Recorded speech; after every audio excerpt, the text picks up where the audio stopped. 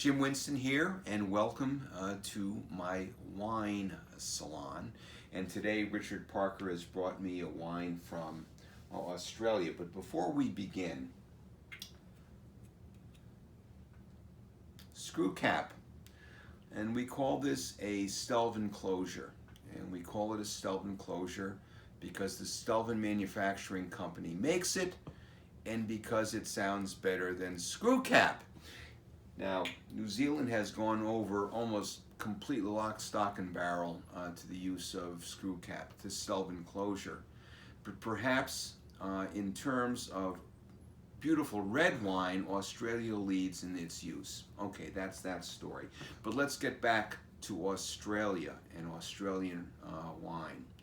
At one time, Australian wine was the bomb in this country. It was like the greatest thing since French vanilla ice cream, Shiraz, wonderful Shiraz. And we loved it. The wines were beautiful, well priced, delicious. Everything about it was win, win, win. And it wasn't long before it caught on, of course, in terms of production in Australia, when they figured these Americans can't get enough of Shiraz. And it was like if you had 50 feet in your backyard, you put down 2 vines to grow Shiraz vines. And where did that lead us? Well, it led us eventually to yellowtail product. And unfortunately, yellowtail was an apex predator. It choked out all the wonderful small producers of wine from Australia, the boutique producers that were coming into the American market that were so good and wonderfully handcrafted wines. And so there we are. For a long time, it seemed that the face of Australian wine was yellowtail. It's a sad story indeed. Years ago, we came across a wine from a producer in Barossa, Tait. And they produced a wine on a modest scale within their portfolio that was called the Ballbuster. And the Ballbuster became an amazing hit for us. Why? Because it had the funny name, and yet it was not just a funny name.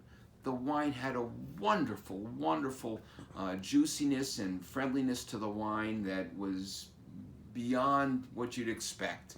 It was just that type of a wine that you'd like to serve to everyone, let alone give as a gift to that pain in the ass guy who works down the street from you and takes your lawnmower and never returns it. Give him a wine, the Ballbuster.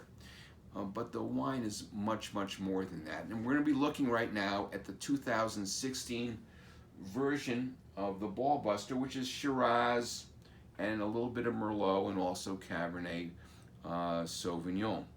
Beautiful inking color. You expect that sort of from the wines that come from the region. And just a glorious scent.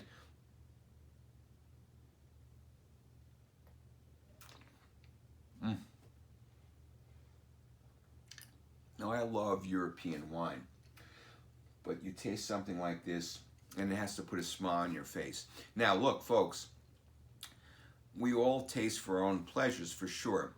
And we all read the reviews. I read the reviews. And sometimes you say, well, I don't know what that person is thinking about.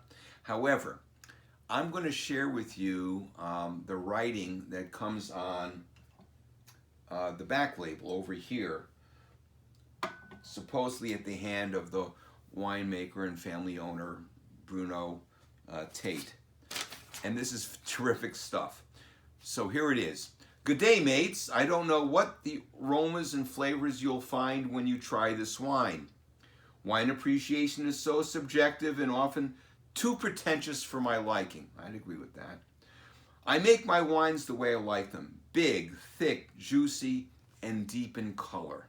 I wanted to name this wine Michel's Block after my wife, but that conjures up visions of soft and elegant wine. And trust me, mates, this little beauty is nothing like that. She's broad-shouldered, built like a stallion, and she packs intensity of flavor like only Barossa can deliver. She's what I call the ball buster. Well, look, that's, I love the writing. I love the wine. It's that type of a wine. And further, I am going to be serving this wine with a bacon-wrapped bison filet mignon, some grilled corn, and some wonderful caprese salad on the side. Cheers.